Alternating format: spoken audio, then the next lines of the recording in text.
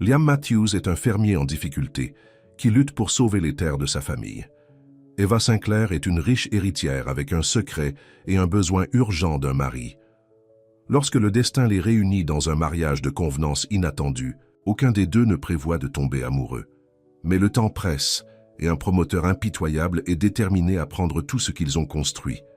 L'amour et la détermination suffiront-ils à défier les probabilités? Avant de commencer l'histoire, commentez ci-dessous d'où vous regardez dans le monde aujourd'hui.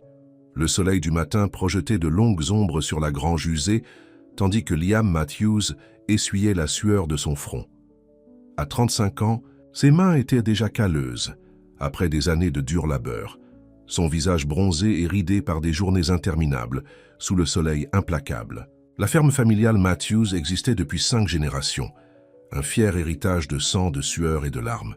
Mais ce matin, comme chaque matin de l'année passée, les épaules de Liam portaient un poids plus lourd que n'importe quel équipement, agricole. La pile de factures sur sa table de cuisine grandissait de mois en mois et la patience de la banque s'amenuisait. « Bonjour papa », appela Liam en entrant dans la petite cuisine de la ferme où son père, Henry, était assis en train de lire un nouvel avis de saisie. Henry Matthews, autrefois fort et autoritaire, avait maintenant l'air fragile à 70 ans. L'AVC de l'année dernière lui avait enlevé beaucoup de choses, y compris sa capacité à travailler la terre qu'il aimait. « Ils n'attendront pas beaucoup plus longtemps, fils, » dit Henry, la voix rauque. « Les promoteurs de Black Ridge ont rappelé hier pendant que tu réparais le tracteur. Ce type Blake était vraiment suffisant aussi. » Liam se versa une tasse de café, essayant d'ignorer les tremblements de sa main. « Blake Wilson peut faire la queue avec tout le monde. Cette ferme ne va nulle part. Liam, nous avons 3 mois de retard sur l'hypothèque, les factures médicales. » La voix d'Henry s'éteignit. « Je sais, papa. Je sais. » Liam regarda par la fenêtre les champs qui s'étendaient devant eux, de bonnes terres, une terre riche, mais pas assez de mains pour la travailler, et pas assez d'argent pour engager de l'aide depuis que les factures médicales de son père ont commencé à s'accumuler. Le téléphone sonna, brisant le moment de désespoir silencieux entre père et fils. Liam répondit, sa voix rauque de fatigue. « Monsieur Matthews, je suis Harriet Jenkins du cabinet d'avocats Pearson & Associates. Je vous appelle au sujet d'une affaire assez inhabituelle qui nécessite votre attention immédiate. Seriez-vous disponible pour venir à notre bureau à Cedar Springs cet après-midi » Liam fronça les sourcils. « Je n'ai pas d'affaire avec un cabinet d'avocats, madame. Je vous assure, monsieur Matthews, cette rencontre pourrait être extrêmement bénéfique pour votre situation financière actuelle. » Les yeux de Liam se rétrécirent. « Comment connaissez-vous ma situation ?»« Tout sera expliqué à 3 heures, monsieur Matthews. L'adresse est 457 Main Street. » Avant que Liam puisse répondre, la ligne tomba. Il regarda le téléphone, le soupçon et un petit éclair d'espoir se battant en lui. « De quoi s'agissait-il » demanda Henry. « Je ne suis pas sûr, » répondit Liam, « mais je suppose que je vais à Cedar Springs cet après-midi. » Les bureaux d'avocats de Pearson & Associates étaient logés dans un imposant bâtiment en briques au centre-ville de Cedar Springs, un contraste saisissant avec la ferme simple que Liam avait laissée derrière lui. Il se sentait déplacé dans son jean propre mais usé et sa chemise boutonnée lorsqu'il entra dans la réception lambrissée d'acajou. « Monsieur Matthews », le salua une femme élégante aux cheveux argentés. « Je suis Harriet Jenkins. Veuillez me suivre. » Elle le conduisit dans une salle de conférence où un homme âgé en costume coûteux était assis à la tête d'une longue table. Et à côté de lui, le souffle de Liam se coupa dans sa gorge, était assise l'une des plus belles femmes qu'il ait jamais vues. Ses cheveux châtains tombaient en douces vagues autour d'un visage en forme de cœur. Ses yeux verts l'évaluaient avec intelligence et quelque chose d'autre qu'il ne pouvait pas tout à fait lire. Elle portait une simple robe crème qui coûtait probablement plus que son paiement hypothécaire. « Mensuel ? Monsieur Matthews, je suis Robert Pearson, » dit le vieil homme, « et voici mademoiselle Eva Sinclair. » Eva se leva et lui tendit la main. « C'est un plaisir de vous rencontrer, monsieur Matthews. » Sa voix était douce mais claire, avec l'accent soigné de quelqu'un qui avait fréquenté les meilleures écoles. Liam serra sa main, notant la douceur de sa peau contre ses callosités. « Veuillez vous asseoir, » dit Pearson. « Ce dont nous allons discuter est assez inorthodoxe. » Liam s'assit en face d'Eva, Sa méfiance était évidente. « J'écoute. » Pearson se racla la gorge. « Mademoiselle Sinclair vous fait une proposition, Monsieur Matthews. Une proposition qui pourrait résoudre vos difficultés financières et sauver votre ferme familiale. » Eva se pencha en avant. « Monsieur Matthews, Liam, » corrigea-t-il automatiquement. Elle sourit et quelque chose de chaleureux brilla dans ses yeux. « Liam, je vais être direct. J'ai besoin d'un mari et vous avez besoin d'argent. » Liam cligna des yeux, certain de mal entendre.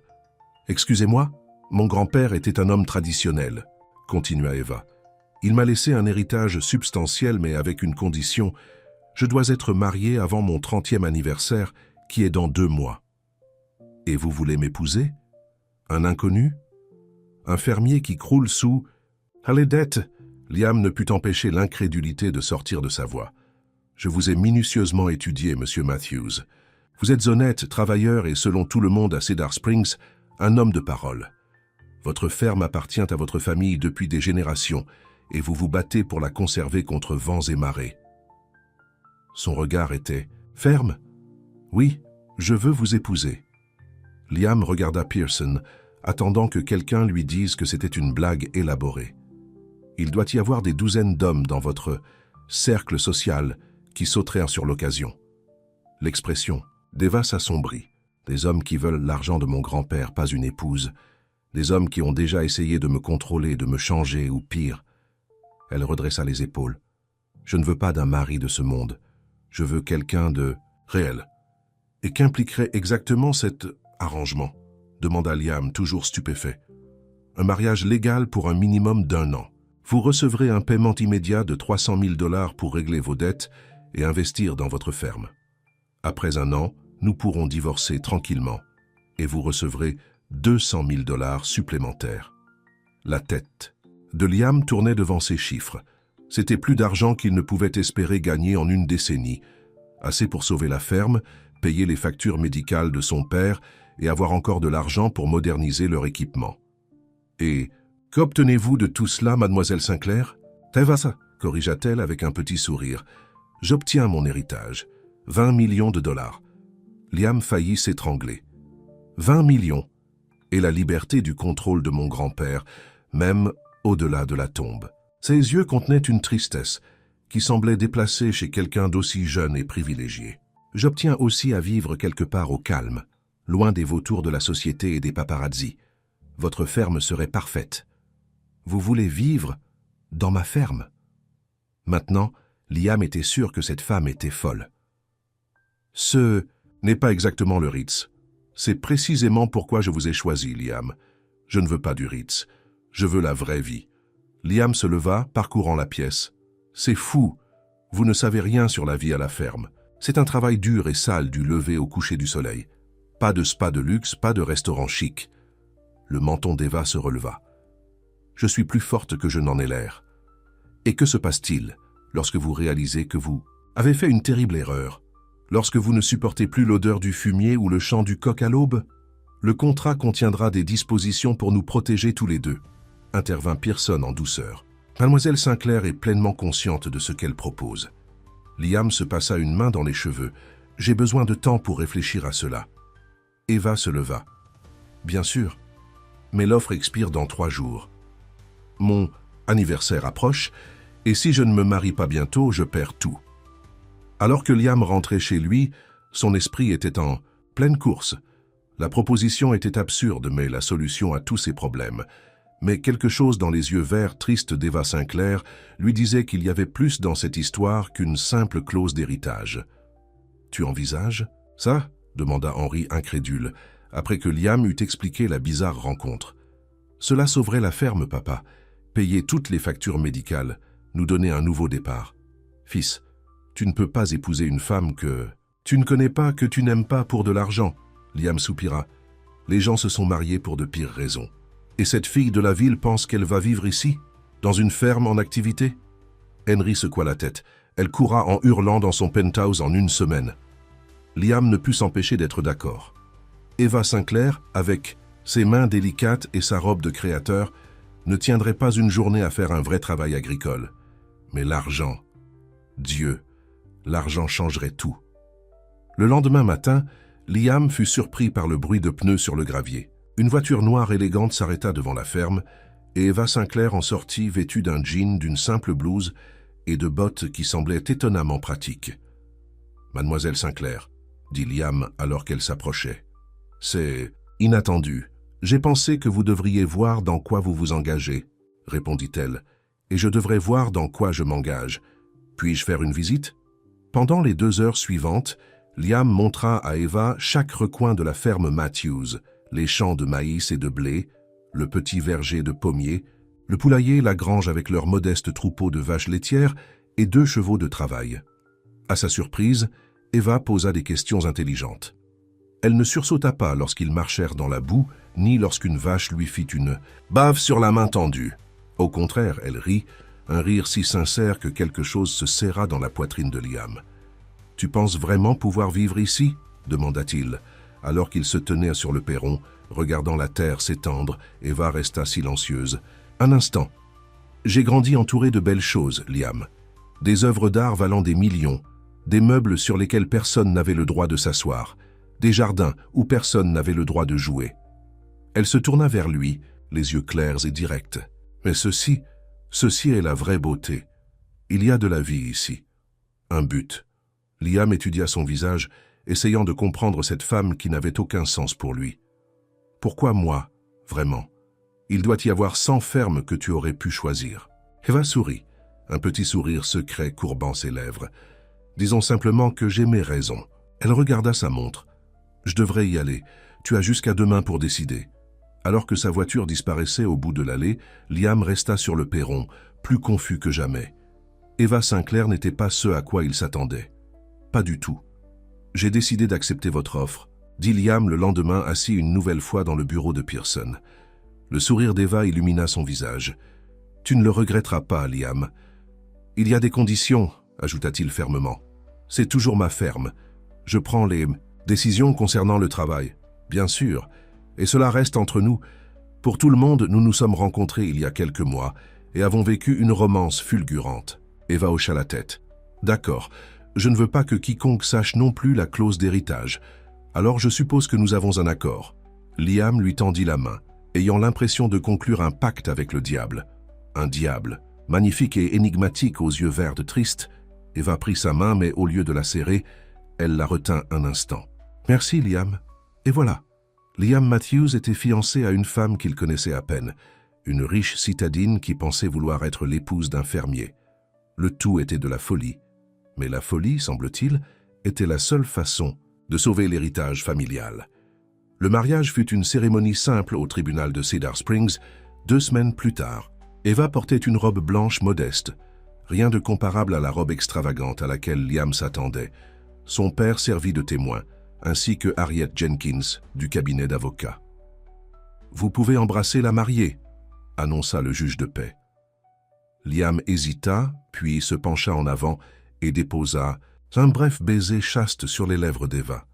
C'était censé être superficiel, mais quelque chose d'inattendu se produisit, une décharge d'électricité qui le fit reculer rapidement, troublé. Les joues d'Eva étaient rouges lorsqu'elle signa l'acte de mariage. Madame Eva Matthews. Le nom semblait étrange sur le papier, mais pas aussi étrange que l'alliance en platine qui entourait désormais le doigt de Liam. Cet après-midi-là, un camion de déménagement apporta les affaires d'Eva à la ferme. Beaucoup moins de cartons que Liam ne l'avait prévu. Pas de vêtements de créateur, pas de bijoux coûteux, juste des livres, des vêtements simples et quelques photos encadrées. « C'est vraiment tout ce que tu apportes ?» demanda Liam en l'aidant à porter un carton dans la chambre d'amis, qui serait désormais la sienne. « J'ai laissé la plupart de mes affaires derrière moi, » répondit Eva. « Nouvelle vie, nouveau départ. » Liam fronça les sourcils. Il y avait quelque chose qui n'allait pas dans son empressement à se débarrasser de sa vie passée, mais il n'insista pas. Leur arrangement était clair. Il ne fouillerait pas dans sa vie privée et elle n'interférerait pas avec son travail. Ce soir-là, ils dînèrent tranquillement avec Henry. La conversation était forcée et maladroite. Eva essaya de poser des questions à Henry sur l'histoire de la ferme, véritablement intéressé, tandis qu'Henry la regardait avec une suspicion non dissimulée. « Je sais que c'est étrange, dit finalement Eva, abordant l'éléphant dans la pièce. Mais je veux que vous sachiez tous les deux que je respecte cette maison et ce qu'elle représente pour vous. Je ne suis pas là pour changer les choses ou causer des problèmes. Henri renifla. Pardonnez-moi si j'ai du mal à le croire, mademoiselle Sinclair. C'est Matthews maintenant, papa, lui rappela Liam doucement. Seulement sur le papier, rétorqua Henri. Le sourire d'Eva vacilla un instant avant qu'elle ne se reprenne. Vous avez raison, monsieur Matthews. Je n'ai pas encore gagné votre confiance, mais j'espère que vous me donnerez l'occasion d'essayer. Plus tard, alors que Liam conduisait Eva à sa chambre, il se sentit obligé de s'excuser. Mon père a beaucoup souffert, l'AVC, presque perdre la ferme.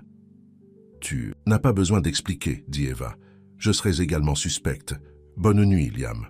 Il resta dans le couloir un long moment, après que sa porte se soit refermée, se demandant quel étrange coup du sort avait amené cette femme dans sa vie. Liam s'attendait à trouver Eva encore endormie lorsqu'il rentra des travaux du matin, mais à son grand étonnement, elle était dans la cuisine en train de préparer le petit déjeuner. « J'espère que vous aimez les omelettes », dit-elle en levant les yeux avec un sourire. « J'ai trouvé des œufs dans le réfrigérateur et des herbes dans le jardin. »« Tu es levé tôt », commenta-t-il, la regardant retourner l'omelette avec habileté. « J'ai réglé mon réveil à 5 heures, » répondit-elle. « Je me suis dit que c'est à cette heure-là que commencent les journées à la ferme. En fait, elles commencent à 4h30, dit Liam, incapable de supprimer une pointe d'autosatisfaction de sa voix. Le sourire d'Eva ne faiblit pas. Alors, je réglerai mon réveil plus tôt demain. Henri entra dans la cuisine, les sourcils se haussant à la vue d'Eva qui cuisinait. Eh bien, je ne m'attendais pas à vous voir sur pied, jeune fille de la ville. Papa, avertit Liam. Ce n'est pas grave, dit Eva en glissant une omelette sur une assiette. Voilà, monsieur Matthews, le café est frais. Aussi.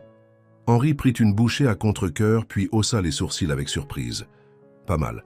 C'était aussi proche d'un compliment qu'il était susceptible de faire, et Eva semblait le savoir.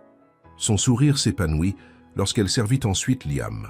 Après le petit déjeuner, Liam se prépara à retourner au champ. Il y a une télévision. Dans le salon, si vous vous ennuyez, dit-il à Eva. L'Internet est capricieux, mais ça marche la plupart des jours. En fait, j'espérais pouvoir vous accompagner, dit Eva. J'aimerais apprendre. Liam échangea un regard avec son père. Le travail à la ferme n'est pas un passe-temps, Eva. C'est un travail dur. Je le sais, répondit-elle, le menton levé de cette manière déterminée qu'il commençait à reconnaître. Je n'ai pas peur du travail acharné. Laissez-la essayer, dit Henri avec une lueur dans les yeux qui indiquait à Liam qu'il s'attendait à ce qu'Eva échoue spectaculairement. Cela pourrait être instructif. Et ainsi, Eva Matthews suivit son nouveau mari dans les champs, vêtu de jeans, de bottes et d'une vieille chemise de Liam nouée à la taille. Liam était certain qu'elle retournerait à la maison dans l'heure, vaincue par le soleil impitoyable et les exigences physiques. Mais heure après heure, Eva resta. Elle apprit à nourrir les poules et à ramasser les œufs. Elle aida Liam à réparer une partie de la clôture, tenant les outils et écoutant attentivement ses instructions. Lorsqu'il dut déplacer des balles de foin, elle insista pour aider, s'occupant des plus petites malgré ses protestations. À l'heure du déjeuner, son visage était rouge, ses cheveux attachés en une queue de cheval désordonnée, et il y avait de la terre sous ses ongles manucurés. Mais ses yeux brillaient de quelque chose que Liam n'avait jamais vu auparavant, de la fierté. « Tu penses toujours que je ne peux pas supporter la vie à la ferme ?» demanda-t-elle, alors qu'il retournait à la maison. Liam ne put s'empêcher de sourire. « Repose-moi la question après une semaine. » Mais une semaine passa puis une autre. Eva se levait avant l'aube chaque jour, travaillait aux côtés de Liam et ne se plaignait jamais. Ses mains douces se sont couvertes de callosité. Ses bottes de créateur ont été remplacées par des bottes de travail pratiques du magasin de matériel de Cedar Springs. Elle apprit à conduire le tracteur, à nourrir le bétail et a même aidé à mettre bas un veau une nuit orageuse, se tenant aux côtés de Liam dans la grange sans broncher. Même Henri était de mauvaise grâce, impressionné. « Cette fille a plus de cran que je ne le pensais », admit-il un soir alors qu'Eva n'était pas à portée d'oreille. Plus surprenante que l'adaptabilité d'Eva était le changement dans la ferme elle-même. Des fleurs apparurent dans des bocaux en verre sur la table de la cuisine. Les rideaux moisis ont été lavés et remis en place.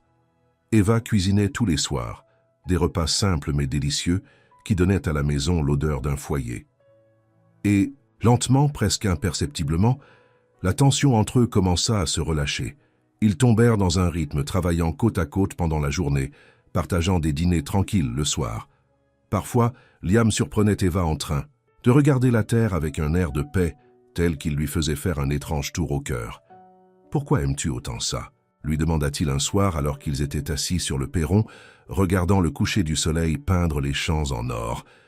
Eva resta silencieuse un instant. Tout ici a un but. Les animaux, les cultures, les saisons. C'est un cycle qui a du sens. Elle sourit, une pointe de tristesse dans les yeux. Mon monde auparavant était fait d'apparences, de secrets et de mensonges. Rien de réel.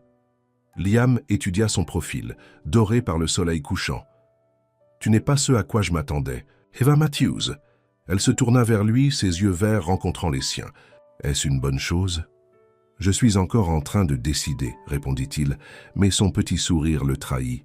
Aucun d'eux ne remarqua Henry regardant par la fenêtre, une expression pensive sur le visage, alors qu'il observait son fils et son imprévue belle-fille, assis plus près que nécessaire sur la balançoire du perron. Et derrière la façade paisible de la ferme Matthews, l'horloge tournait. 2 mois de leur mariage étaient déjà passés, et chaque jour qui passait, Liam oubliait que leur union avait une date d'expiration, que la femme qui s'intégrait maintenant si bien dans sa vie n'était pas vraiment sa femme, qu'un jour Eva Sinclair réclamerait son héritage et quitterait la ferme, et lui, derrière elle.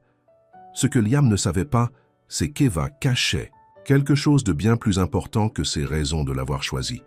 Un secret qui briserait la paix fragile qu'ils avaient construite.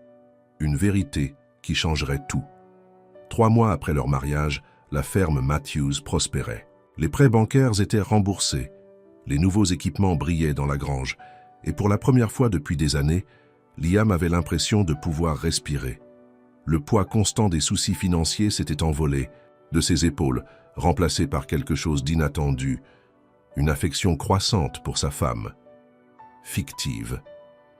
Eva s'était métamorphosée sous ses yeux, passant de mondaine citadine à fermière compétente. Ses mains délicates, autrefois manucurées à la perfection, portaient désormais les durillons honorables du travail acharné. Elle se levait avant l'aube sans se plaindre et travaillait jusqu'au coucher du soleil, sa détermination ne faiblissant jamais. « Tu me regardes encore », dit Eva un matin, alors qu'ils travaillaient côte à côte dans le potager qu'elle avait aménagé derrière la maison. Liam détourna rapidement le regard, gêné d'être pris sur le fait. « Je suis juste surpris que tu en saches autant. » Sur les tomates pour une fille de la ville. Eva sourit en attachant délicatement une vigne à son tuteur. « Je faisais du bénévolat dans un jardin communautaire en ville. C'était le seul endroit où je me sentais vraiment utile. »« Ta famille n'approuvait pas ?» demanda Liam, réalisant combien il connaissait peu de choses sur sa vie d'avant. Une ombre traversa le visage d'Eva. Mon père trouvait que ce n'était pas digne d'une Sinclair de se salir les mains.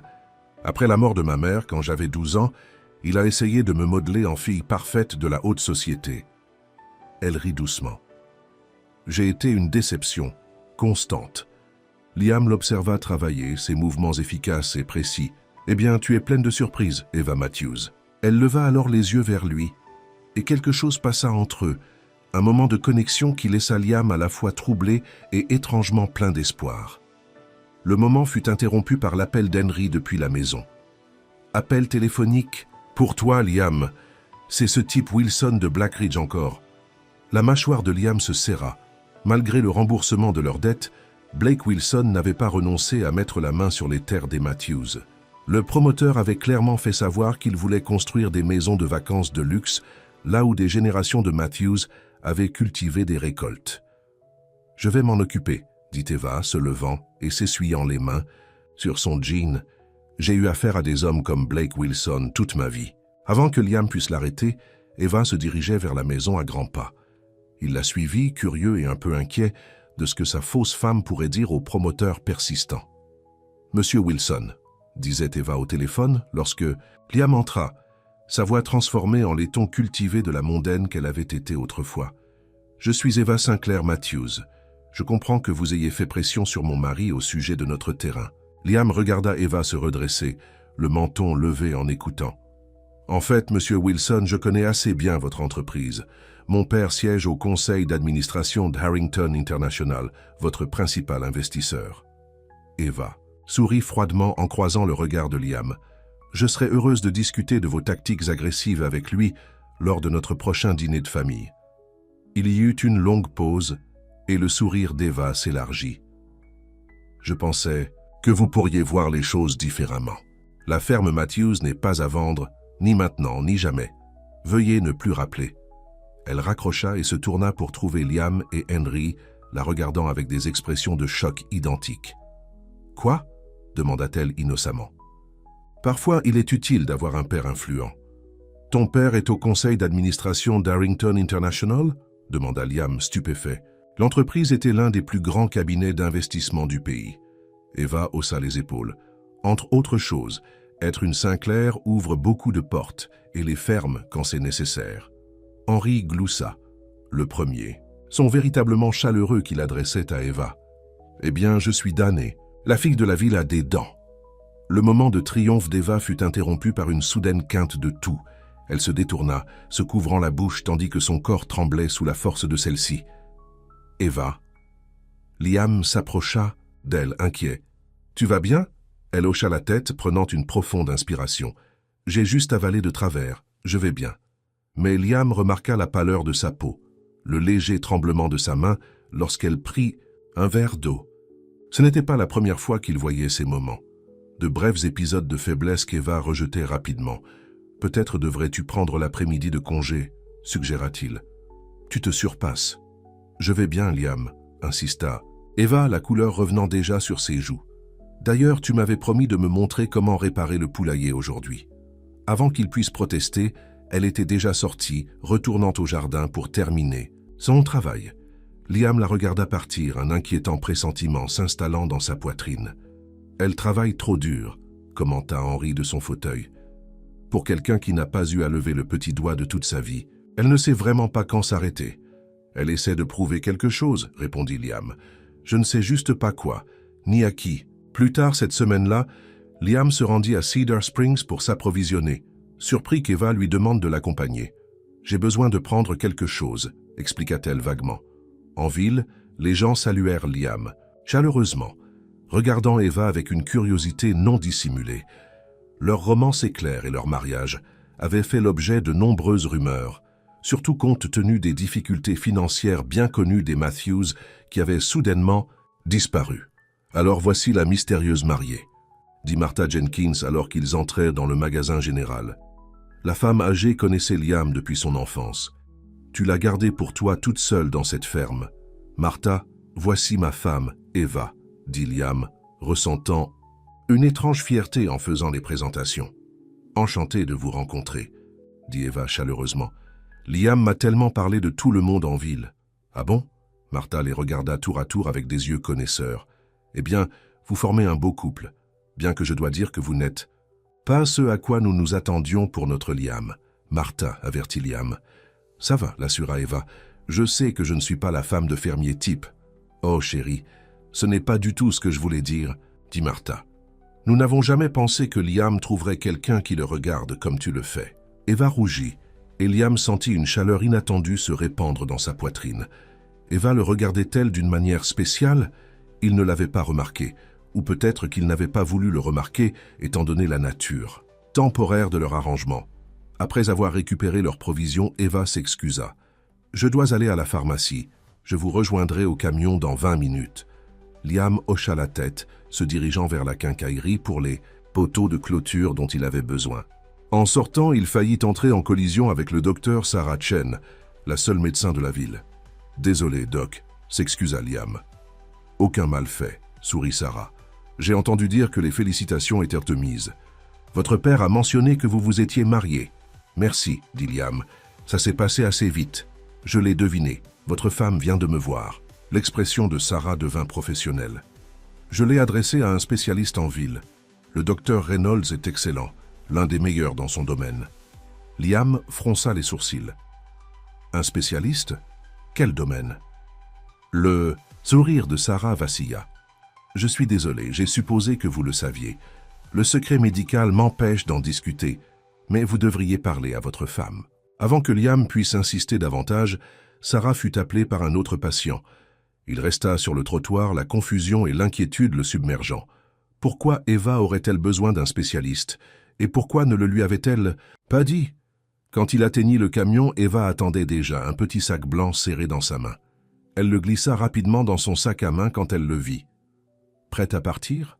demanda-t-elle, son sourire brillant mais n'atteignant pas tout à fait ses yeux. Le trajet du retour fut silencieux, l'esprit de Liam tourbillonnant de questions qu'il ne savait pas comment poser. Ils avaient un accord, une entente, commerciale avec des limites claires. Les problèmes médicaux d'Eva étaient sa préoccupation privée, pas la sienne. Et pourtant, la pensée que quelque chose ne tournait pas rond chez Eva lui noua l'estomac de peur. Quand était-elle devenue plus qu'une simple solution pratique à ses problèmes? Quand son bien-être avait-il commencé à avoir autant d'importance? Ce soir-là, un orage d'été éclata, le tonnerre secouant la vieille ferme tandis que la pluie s'abattait sur le toit. Liam fut réveillé juste après minuit par un bruit provenant de la chambre d'Eva.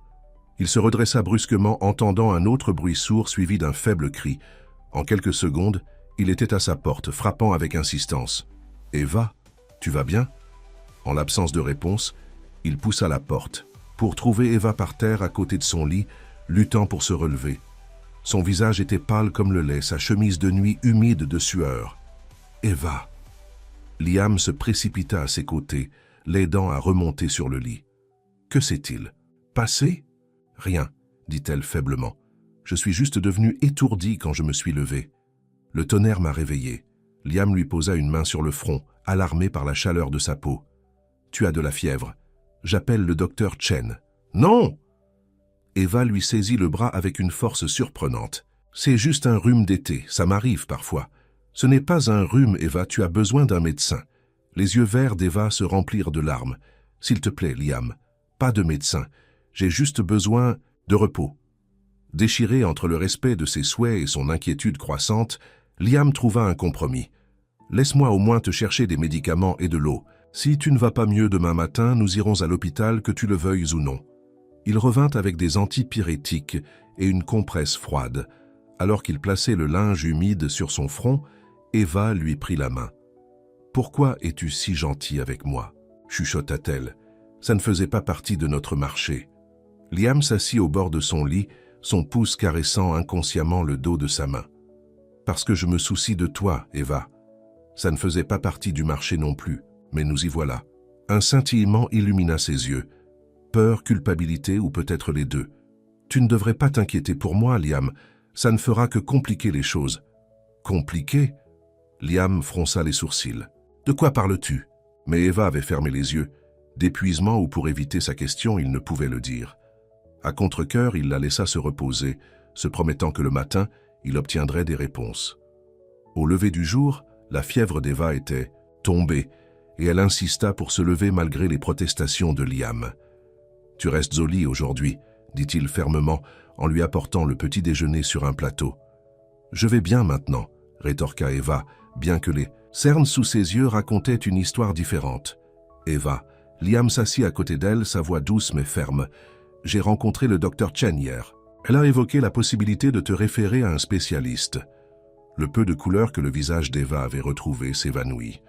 Elle n'aurait rien dû dire. Elle ne l'a pas fait, pas vraiment. Le secret professionnel, et tout ça. Liam prit la main d'Eva. « Mais je suis ton mari, Eva.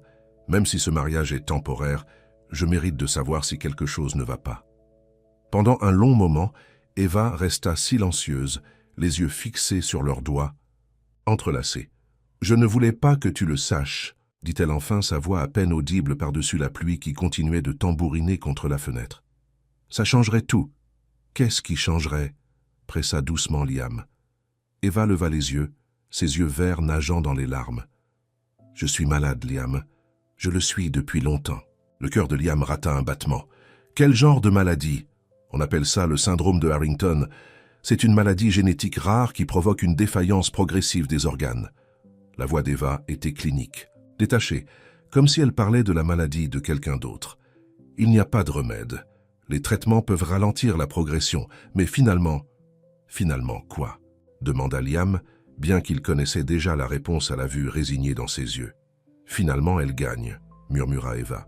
Les médecins m'ont donné 2 ans au maximum. C'était il y a 8 mois. La pièce sembla basculer autour de Liam tandis que les implications de ses paroles s'insinuaient en lui. Eva était en train de mourir. Sa femme, cette femme qui avait insufflé une nouvelle vie à sa ferme et s'était en quelque sorte frayé un chemin dans son cœur, était en train de mourir. C'est pour ça que l'héritage était si important, réalisa-t-il, à haute voix. Tu avais besoin d'argent pour les traitements. Eva secoua la tête. Pas pour moi, pour la recherche. L'argent de mon grand-père financera un centre de recherche sur les maladies génétiques rares. Ça ne me sauvera pas, mais ça pourrait sauver quelqu'un d'autre un jour. Et tu m'as choisi parce que... Liam ne put pas finir sa pensée. Parce que tu avais besoin d'argent autant qu'eux. J'avais besoin d'un mari, dit simplement Eva. Et parce que je voulais passer le peu de temps qu'il me reste dans un endroit magnifique avec quelqu'un de vrai. Ses yeux rencontrèrent les siens, vulnérables et apeurés. Je n'avais jamais eu l'intention de m'occuper de toi, Liam. Ce n'était pas censé arriver. L'aveu resta suspendu entre eux, une confession inattendue qui changea tout. Eva se souciait de lui. Et que Dieu l'aide, il se souciait d'elle aussi, bien plus qu'il ne l'avait réalisé jusqu'à ce moment. « Nous allons combattre ça », dit-il fermement, serrant sa main plus fort. « Nous allons trouver les meilleurs médecins, les meilleurs traitements. » Eva sourit tristement. « J'ai déjà vu les meilleurs médecins. J'ai essayé les traitements expérimentaux. Tout ce qu'ils peuvent faire maintenant, c'est gérer les symptômes et gagner un peu de temps. Alors nous allons faire en sorte que ce temps compte, jura Liam, sa voix rauque d'émotion, chaque jour. Il la prit dans ses bras, la tenant comme s'il pouvait en quelque sorte la maintenir attachée à ce monde par pure volonté. Eva s'accrocha à lui, ses larmes trempant sa chemise tandis que la tempête extérieure commençait enfin à se calmer. La connaissance de la maladie d'Eva changea le rythme de la vie à la ferme Matthews. Liam se surprenait à la regarder constamment, remarquant chaque grimace de douleur, chaque moment de fatigue qu'elle essayait de cacher. Il insista pour qu'elle se repose davantage, tenta de reprendre ses tâches aux grandes dames d'Eva. « Je ne t'ai pas dit ça pour que tu me traites comme si j'étais en verre », lança-t-elle un après-midi, lorsqu'il essaya de lui prendre un seau de nourriture des mains. « Je veux vivre, Liam, pas seulement exister jusqu'à ma mort. C'est... » Elles le frappèrent comme un coup physique. « J'essaie juste de t'aider. » L'expression d'Eva s'adoucit. « Je sais, mais la meilleure façon de m'aider est de me laisser être utile aussi longtemps que je le peux. » Elle leva la main, touchant sa joue doucement. « Être ici, travailler cette terre avec toi, c'est le moment le plus heureux de ma vie. Ne me prive pas de ça. » Alors Liam recula à contre-cœur, permettant à Eva de continuer à travailler à ses côtés, bien qu'il ne soit jamais loin lorsque ses forces faiblissaient. Et elles faiblirent, avec une fréquence croissante, au fil des semaines. Les médicaments qu'elle prenait chaque matin et chaque soir, le contenu de ces mystérieux sacs de pharmacie, aidaient à contrôler la douleur et les symptômes, mais ne pouvaient pas arrêter la progression de sa maladie. Henry, une fois informé de l'état d'Eva, fit preuve d'une tendresse qui les surprit tous les deux. Il lui apprit à jouer aux échecs pendant ses périodes de repos, lui raconta des histoires de l'histoire de la ferme et la surveillait lorsque Liam devait travailler loin des lieux. « C'est une battante, celle-là », commenta Henry. Un soir, alors qu'ils observaient Eva sommeillant sur la balançoire du porche. « Elle me rappelle ta mère. » C'était le plus grand compliment qu'Henry pouvait faire, et Liam ressentit une vague de fierté mêlée à un sentiment accablant, de perte imminente. Il tombait amoureux d'une femme qu'il allait perdre. La réalisation le frappa avec une telle force qu'il dut s'agripper à la rambarde du porche pour se stabiliser. Il aimait Eva, non pas dans le cadre de leur arrangement, pas comme une amie ou une compagne, mais avec une profondeur qui le terrifiait. « Tu devrais le lui dire », dit Henry tranquillement, lisant les pensées de son fils. « Lui dire quoi ? Que tu l'aimes. » Le regard d'Henry était pénétrant. « La vie est trop courte pour les regrets, fils. Ta mère et moi t'avons appris ça. » Avant que Liam ne puisse répondre, Eva remua, ouvrant les yeux pour trouver les deux hommes Matthews la regardant. « Vous parliez de moi ?» demanda-t-elle avec un sourire somnolent. « Juste en train d'admirer la vue, » répondit Liam, sa voix tendre. Henry trouva une excuse grossière au sujet de la vérification des prévisions météorologiques et disparut à l'intérieur, laissant Liam et Eva seuls dans la lumière dorée du coucher du soleil. Liam s'assit, à côté d'Eva sur la balançoire, son bras trouvant naturellement sa place autour de ses épaules. Elle se blottit contre lui, s'adaptant à son côté comme si elle avait été conçue pour être là.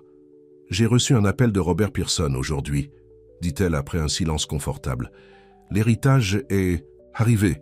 20 millions de dollars, comme promis. »« C'est une bonne nouvelle, » dit Liam, bien que la mention de l'héritage soit un rappel brutal de la nature commerciale de leur mariage.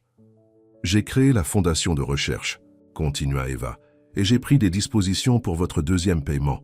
La ferme est maintenant assurée, quoi qu'il arrive. » Liam se raidit. « Je ne veux pas parler d'argent, Eva. »« Il faut, » insista-t-elle doucement. « Tu dois être préparée. Quand je serai partie... » « Ne... » interrompit Liam, sa voix rauque. « S'il te plaît, ne parle pas de partir. » Eva se déplaça pour le regarder, les yeux doux et compréhensifs. « Nous savions tous les deux que ce n'était pas pour toujours, Liam. Juste pour des raisons différentes de celles que nous pensions au départ. » Liam prit son visage dans ses mains, le cœur battant. « Et si je voulais que ce soit pour toujours?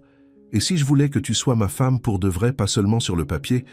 Eva retint son souffle. « Liam, je t'aime, Eva Matthews, » dit-il, les mots jaillissant de lui comme de l'eau à travers un barrage, brisé. « J'aime ta force, ta gentillesse, ta détermination obstinée. J'aime la façon dont tu chantes en travaillant, la façon dont tu ris lorsque les poules te suivent dans la cour.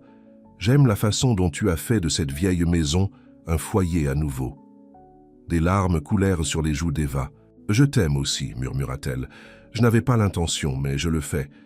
Tellement que ça me fait peur. »« Alors marie-moi, » dit Liam impulsivement. « Pour de vrai cette fois. Pas de contrat, pas d'arrangement. Commerciaux. Juste un homme et une femme qui s'aiment. Nous sommes déjà mariés, » lui rappela Eva avec un rire larmoyant. « Pas comme nous devrions l'être, » dit Liam. Il glissa de la balançoire pour s'agenouiller devant elle, prenant ses mains dans les siennes. « Eva Sinclair Matthews, veux-tu rester ma femme pour le meilleur et pour le pire, dans la maladie et dans la santé, aussi longtemps que nous aurons ensemble ?» Le sourire d'Eva était radieux à travers ses larmes. « Oui, » souffla-t-elle. « Oh Liam, oui. » Il l'embrassa alors, un vrai baiser rempli de promesses et d'amour et de la connaissance douce amère que leur temps était limité. Mais à ce moment-là, le temps sembla s'arrêter complètement, le monde se réduisant à eux deux sur une balançoire de Porsche, tandis que le soleil se couchait sur la ferme Matthews. De la fenêtre, Henry regardait, une seule larme coulant sur sa joue ridée. Son fils avait trouvé le véritable amour, celui qui arrive une fois dans une vie. Et bientôt, trop tôt, il le perdrait. À moins que le destin n'ait d'autres projets. Blake Wilson cogna du poing sur son bureau, fixant le rapport devant lui. La ferme Matthews restait le seul obstacle à son projet de développement. Un bastion têtu dans une mer de propriété qu'il avait acquise avec succès. « Trouvez-moi quelque chose », ordonna-t-il à son assistant. Tout le monde a une faiblesse, un secret. Même le saint Liam Matthews et sa mystérieuse nouvelle épouse. « En fait, monsieur, » répondit l'assistant, « nous avons peut-être trouvé quelque chose d'intéressant. Il semble que Madame Matthews est un sacré historique médical. Syndrome de Harrington, pronostic terminal. » Les yeux de Blake se rétrécirent, tandis qu'un sourire lent et cruel se répandait sur son visage. « Terminal, dites-vous? C'est intéressant, très intéressant en effet. » Il décrocha le téléphone composant un numéro de mémoire. « Robert? Blake Wilson ici. À propos de la propriété Matthews, je pense avoir peut-être trouvé un nouvel angle à exploiter. » Alors qu'il exposait son plan, Blake regarda le paysage de Cedar Springs, son regard se fixant sur l'éloignée ferme Matthews. Bientôt, très bientôt, cette terre serait sienne, et ni l'amour ni la perte ne se dresseraient sur son chemin. La ferme Matthews brillait d'or sous le soleil d'octobre, les champs de maïs ondulaient comme une mer fauve sous la douce brise. De son tracteur, Liam regardait Eva marcher le long du verger de pommiers, un panier en osier accroché à son bras, tandis qu'elle sélectionnait soigneusement les fruits les plus mûrs. Malgré les médicaments qui calmaient sa douleur, elle se déplaçait plus lentement ces derniers temps, chaque pas mesuré et délibéré, mais elle restait la plus belle chose qu'il ait jamais vue. Depuis que Eva avait révélé sa maladie, 2 mois auparavant, il s'était adapté à un nouveau rythme. Ils partagèrent maintenant une chambre, mari et femme en tout point. Chaque soir, Liam la serrait contre lui, mémorisant la sensation de son corps dans ses bras, le parfum de ses cheveux, le son de sa respiration. Chaque matin, ils affrontaient la journée ensemble, profitant au maximum de chaque instant. Les médecins les avaient prévenus que l'état d'Eva se détériorerait rapidement dans les phases finales. Déjà, les épisodes de faiblesse devenaient plus fréquents, la douleur plus difficile à contrôler. Mais Eva refusait d'être définie par sa maladie, travaillant aux côtés de Liam chaque fois qu'elle le pouvait, se reposant lorsqu'elle ne le pouvait pas. « Hé, rêveur !» appela Eva alors que Liam arrêtait le tracteur près du verger. « Je crois qu'on a assez de pommes pour au moins 3 tartes. »« Seulement 3 ?» plaisantait Liam, descendant pour la rejoindre. « Il me semble qu'on m'avait promis une tarte aux pommes par jour pendant 1 mois. » Eva rit, son rire restant la plus douce des musiques à ses oreilles. « Vous négociez dur, monsieur Matthews. Peut-être que je pourrais être persuadé... » Il la serra contre lui, l'embrassant doucement. Même maintenant, 5 mois après leur mariage, chaque baiser était un cadeau, un moment volé au cruel destin qui planait sur eux. « Je dois aller en ville pour mon contrôle, » dit Eva alors qu'ils retournaient à la maison main dans la main. « Le docteur Chen veut de nouveau ajuster mes médicaments. » Liam acquiesça, essayant de cacher son inquiétude. Chaque ajustement signifiait que la maladie progressait, le dosage actuel n'étant plus suffisant pour gérer ses symptômes. « Veux-tu que j'y vienne avec toi ?» demanda-t-il, connaissant déjà sa réponse. « Inutile, » répondit Eva avec un sourire rassurant. « Ton père a déjà proposé de me conduire. Il veut prendre du nouveau matériel de pêche de toute façon. » Liam leva un sourcil. « Papa a proposé de te conduire? Volontairement? Nous avons trouvé un terrain d'entente, dit Eva en clin d'œil. Il fait semblant d'être grincheux, et je fais semblant de le croire. La transformation de l'attitude de son père envers Eva avait été remarquable. Le vieil homme bourru et méfiant avait été remplacé par un beau-père protecteur et adorant qui traitait Eva comme la fille qu'il n'avait jamais eue. Parfois, Liam surprenait son père regardant Eva avec une expression de tristesse qui lui brisait le cœur. Ils vivaient tous avec une horloge invisible qui tournait à rebours, marquant les jours qu'il leur restait ensemble. « Je te propose un marché, » dit Liam, chassant les pensées sombres. « Tu me fais une tarte et je t'emmène. Faire un pique-nique près de l'étang demain. Comme notre premier rendez-vous. » Les yeux d'Eva brillèrent. Notre premier rendez-vous, c'était la réparation du poulailler sous la pluie. Romantique, n'est-ce pas? Sourit Liam. Le jour le plus romantique de ma vie, dit Eva, doucement, et bien qu'elle souriait, Liam savait qu'elle le pensait. Ses premiers jours de travail ensemble, d'apprentissage mutuel, de tomber amoureux malgré toutes les raisons de ne pas le faire, avaient été parfaits à leur manière. Alors, qu'ils arrivaient à la ferme, le téléphone de Liam sonna. Il fronça les sourcils devant le numéro inconnu, mais répondit « Monsieur Matthews, c'est Robert Pearson qui vous appelle. » Le froncement de sourcils de Liam s'accentua. Il n'avait pas eu de nouvelles de l'avocat d'Eva depuis que l'héritage avait été transféré et la fondation de recherche créée. « Que puis-je faire pour vous, monsieur Pearson? Je crains d'avoir des nouvelles inquiétantes, » dit l'avocat à la voix grave.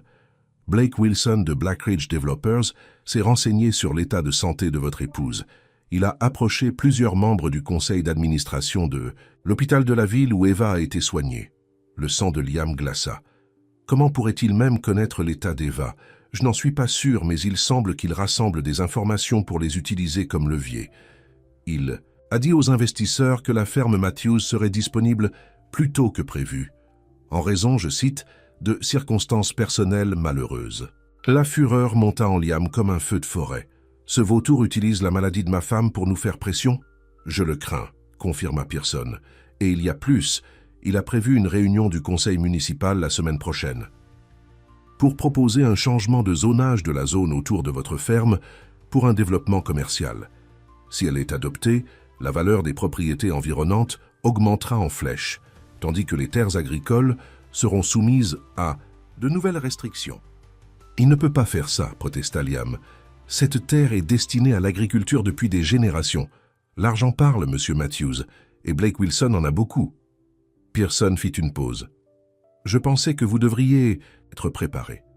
Wilson joue sale et il n'hésitera pas à utiliser publiquement l'état d'Eva contre vous s'il pense que cela aidera sa cause. » Après avoir raccroché, Liam resta dans la cour, la rage et la peur se battant en lui. La pensée que Blake Wilson exploite la maladie d'Eva, transformant leur douleur privée en spectacle public, le rendait physiquement malade. « Qu'est-ce qui ne va pas ?»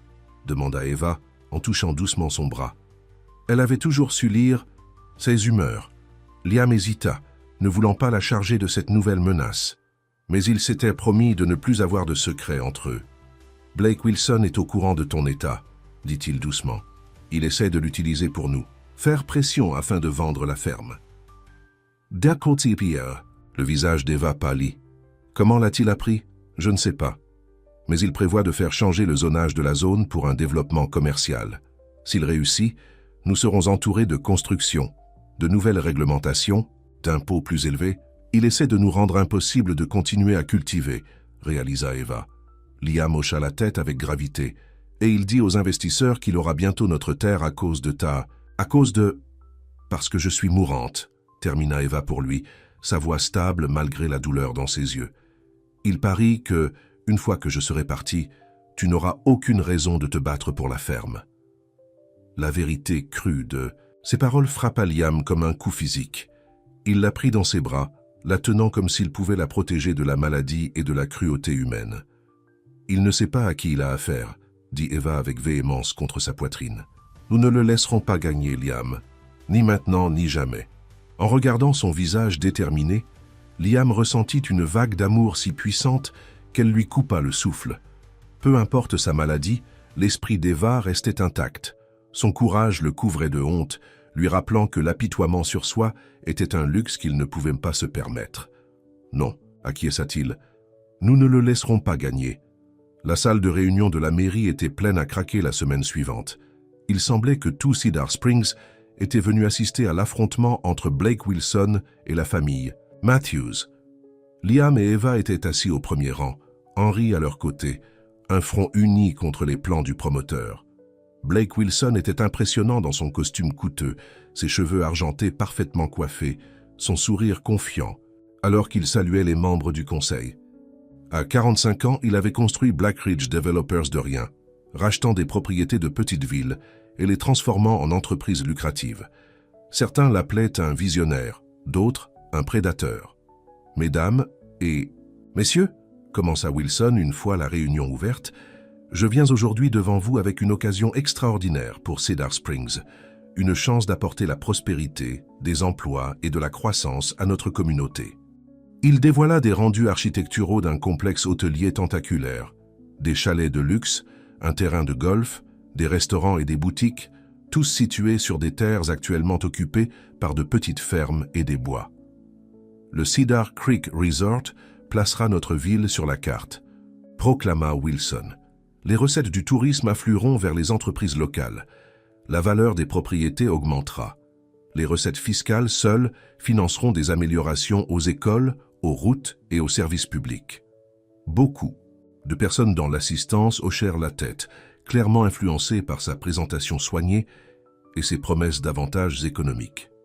Bien sûr, continua Wilson, le ton regretté, cela nécessitera un changement de zonage de certaines zones, de l'agriculture à l'usage commercial. Certains ajustements seront nécessaires, mais le changement est le prix du progrès.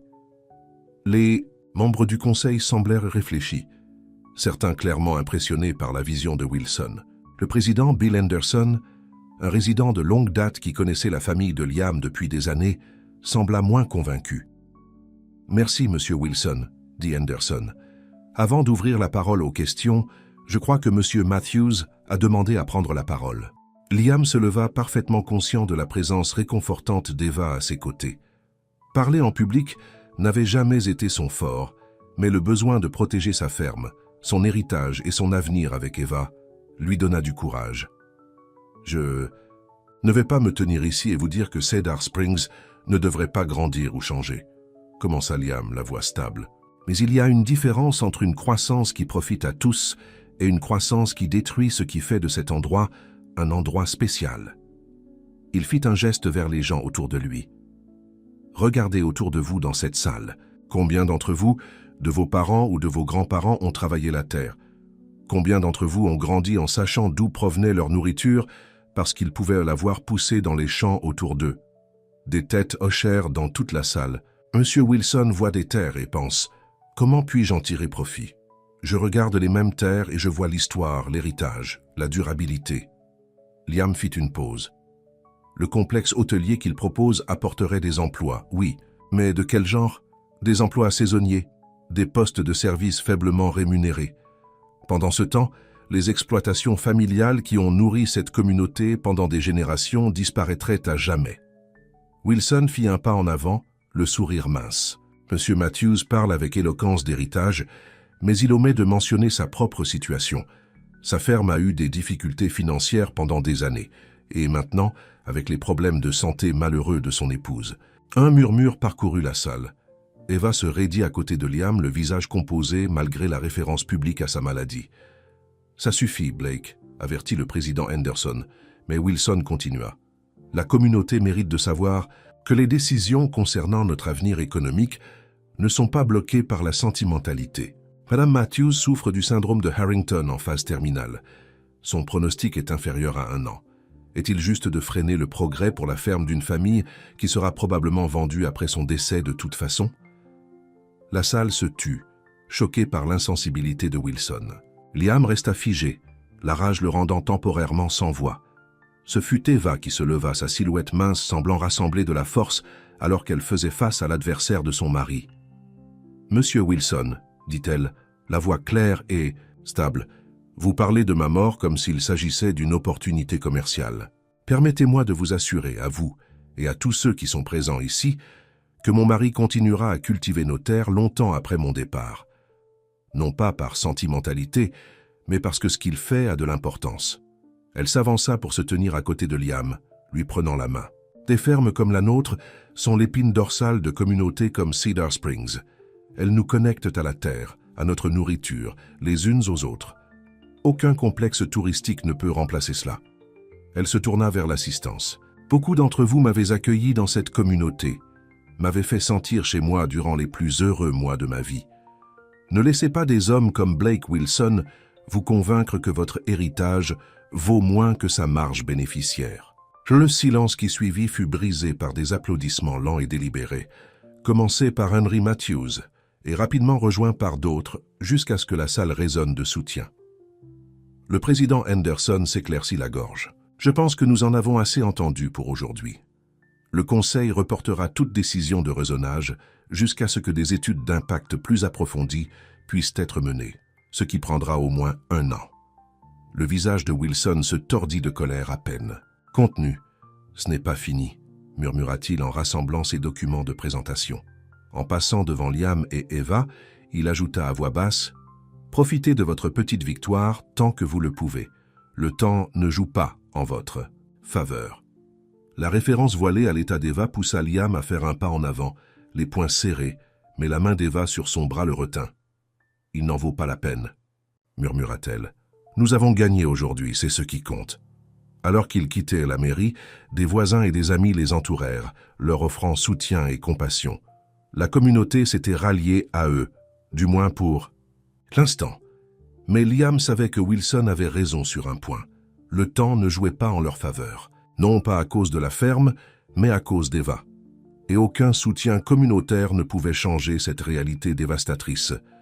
La victoire à la réunion du conseil municipal leur avait donné du temps, mais elle ne pouvait pas arrêter la progression de la maladie d'Eva. Novembre laissant place à décembre, elle s'affaiblissait, les périodes de douleur devenant plus intenses et plus fréquentes. Le docteur Chen ajusta à nouveau ses médicaments, mais le soulagement était temporaire. « Il doit y avoir autre chose que nous pouvons essayer », insista Liam lors d'une consultation privée avec la médecin. Le visage bienveillant de Sarah Chen montrait les efforts déployés pour voir sa patiente décliner. « Liam, nous avons essayé tous les traitements approuvés. Le cocktail médicamenteux, expérimental de Johns Hopkins, lui a donné un peu de temps, mais son corps développe une résistance. Qu'en est-il de la recherche que sa fondation finance? Il doit y avoir de nouveaux essais, de nouveaux traitements. Rien qui soit prêt pour les tests humains, dit Sarah doucement. Même avec des financements illimités, la recherche médicale prend du temps, ce que n'a pas Eva, termina Liam avec amertume. Sarah tendit la main par-dessus son bureau pour toucher sa main. Il y a une possibilité, mais c'est une chance infime. Le docteur Marcus Rodriguez du Boston Memorial effectue un essai très limité d'une nouvelle thérapie génique pour le syndrome de Harrington. C'est très expérimental avec des risques importants. L'espoir dangereux et fragile, s'enflamma dans la poitrine de Liam. Mais ça pourrait marcher, théoriquement. Il est conçu pour réparer les séquences génétiques endommagées qui causent le syndrome. Sarah hésita. Le traitement lui-même est éprouvant, semblable à une chimiothérapie agressive.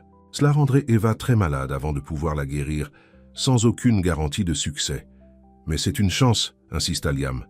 Une petite, admit Sarah, et Eva devrait être éligible à l'essai, qui est extrêmement sélectif. Sa maladie est assez avancée. Allez-vous nous aider à essayer? Sarah hocha la tête. Je contacterai le docteur Rodriguez aujourd'hui. Mais Liam, vous devez vous préparer à la possibilité que cela ne fonctionne pas, et vous devez vous demander s'il est juste de soumettre Eva à une telle épreuve, compte tenu de sa qualité de vie actuelle. La question hanta Liam alors qu'il rentrait chez lui. Serait-il égoïste de pousser Eva vers un traitement expérimental qui ne pourrait que lui causer plus de souffrance? Était-il prêt à accepter la possibilité de la perdre plus tôt, si cela signifiait lui épargner la douleur? Lorsqu'il arriva à la ferme, il trouva Eva et Henry en train de décorer un sapin de Noël dans le salon. Malgré sa pâleur et l'effort visible que chaque mouvement lui coûtait, Eva riait en passant des décorations à Henry, qui grommelait bon enfant sur les citadins et leurs décorations extravagantes. « Regardez qui est rentré », dit Eva, son visage s'illuminant à l'entrée de Liam. « Qu'est-ce que vous pensez de notre sapin? Votre père dit qu'il est trop grand, mais je trouve qu'il est parfait. » Liam força un sourire, le cœur serré par le caractère domestique de la scène. C'était leur premier et peut-être leur seul Noël ensemble. Il voulait qu'il soit parfait pour elle. « Il est magnifique », dit-il, s'approchant pour l'embrasser doucement. « Tout comme toi. » Henry fit mine de se concentrer sur le sapin. « Je vais juste finir de ce côté pendant que vous deux vous emballez. » Plus tard, après le dîner, lorsque Henry se fut retiré dans sa chambre, Liam raconta à Eva l'essai du docteur Rodriguez. « Thérapie génique ?» répéta Eva, pensivement. Sarah a mentionné que la recherche progressait, mais je ne savais pas qu'ils étaient déjà en essais humains. « C'est très expérimental », prévint Liam, observant attentivement sa réaction. « Et le traitement serait difficile. Mais si ça marchait, j'aurais des années au lieu de mois, » termina Eva calmement. Eva resta silencieuse pendant un long moment, regardant le feu crépiter dans l'âtre. « Que penses-tu que je devrais faire ?»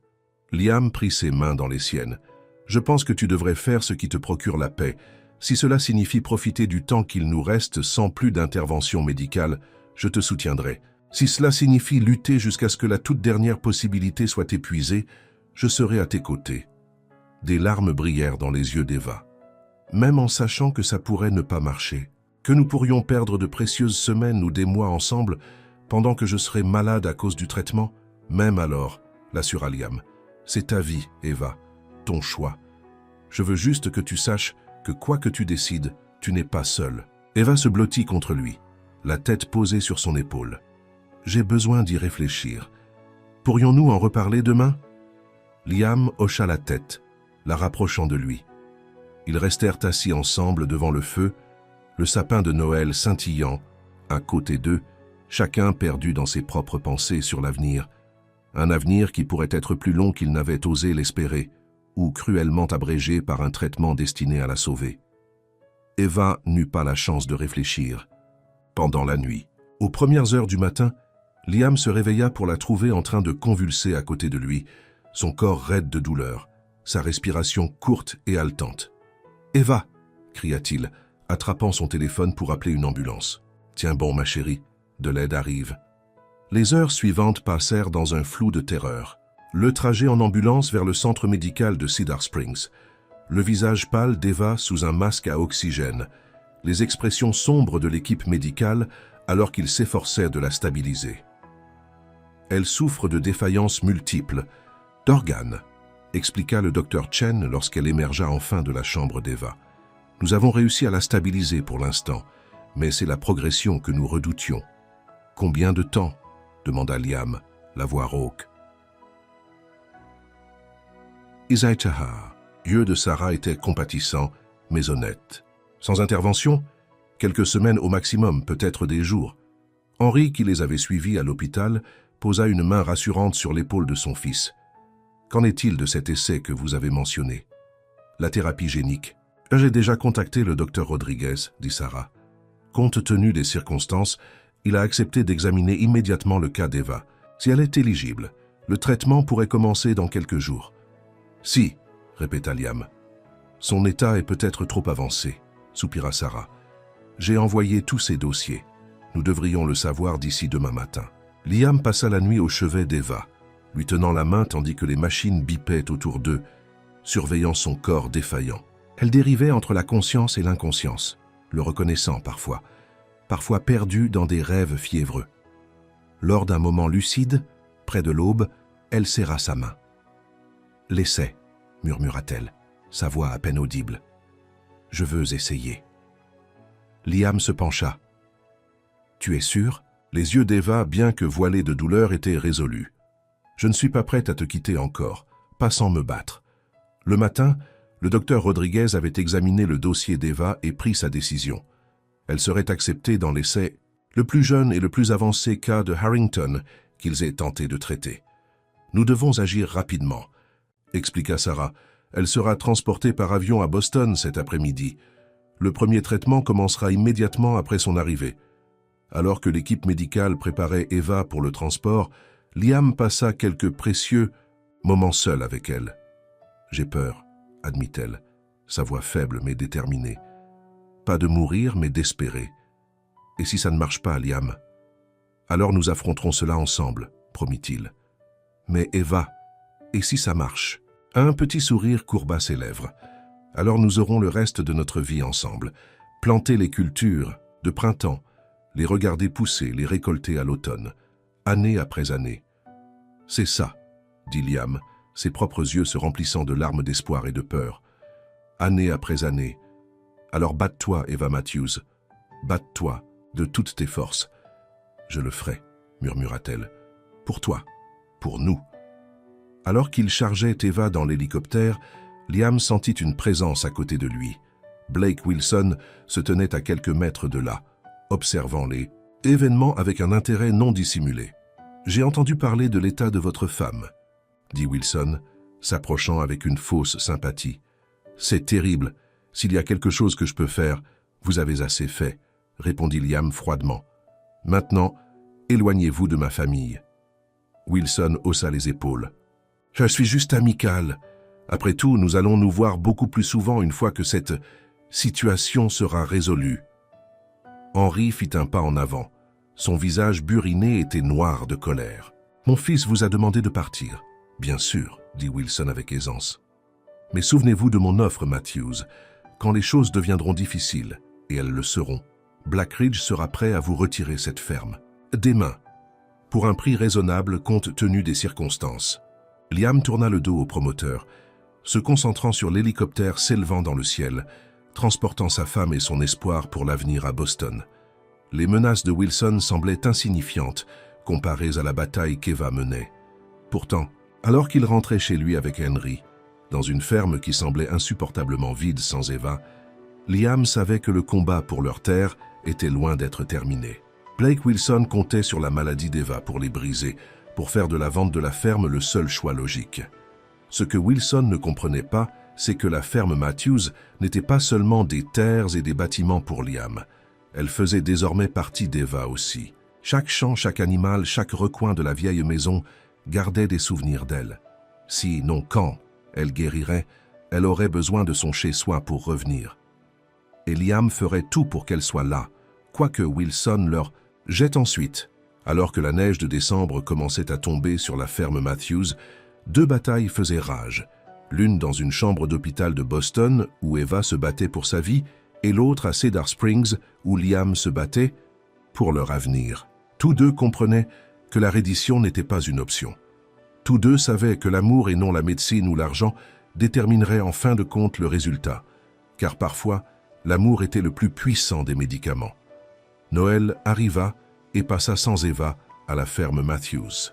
Liam et Henry firent les choses machinalement, échangeant de petits cadeaux et partageant un dîner silencieux. Mais l'esprit des fêtes était absent sans le rire d'Eva qui remplissait la vieille ferme. Liam passa chaque instant possible à Boston, dormant sur des chaises d'hôpital inconfortables et survivant au café des distributeurs automatiques.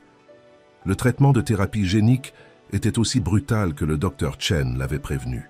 Le corps déjà affaibli d'Eva était ravagé par le protocole. Ses cheveux tombaient. Elle ne pouvait pas garder la nourriture, et il y avait des jours où elle reconnaissait à peine Liam à travers le brouillard de la douleur et des médicaments. « Tu n'es pas obligé de rester », murmura-t-elle lors d'un rare moment de lucidité fin décembre. Ses yeux, autrefois vert vif, étaient enfoncés, son beau visage maigre. « Rentrez chez vous, occupez-vous de la ferme.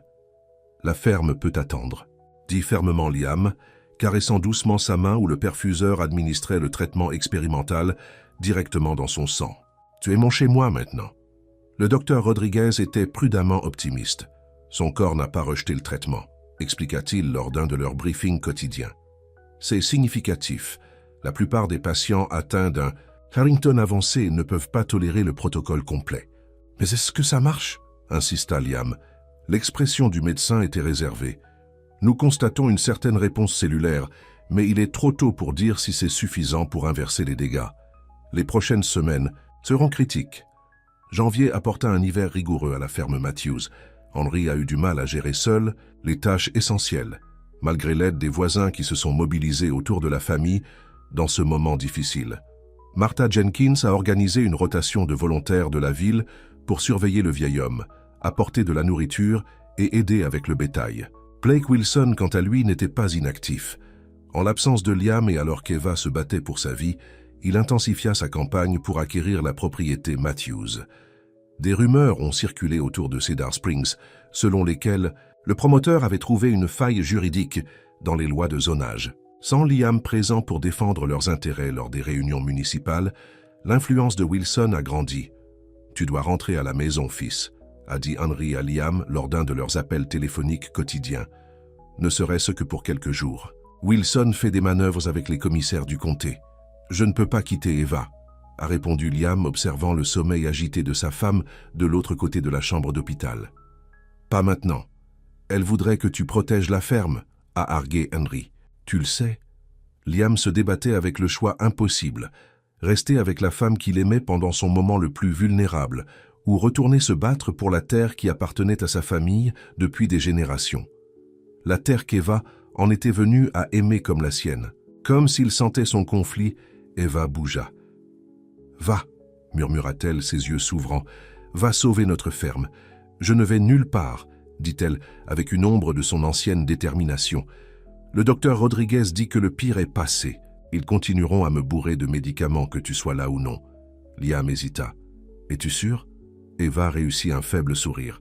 « Je n'ai pas traversé tout ça pour revenir dans une station balnéaire en béton. Je veux que ma ferme m'attende, Liam Matthews. » Le possessif « ma ferme » le décida. Eva avait raison. Elle se battait pour vivre et il devait s'assurer qu'ils avaient un foyer où retourner ensemble.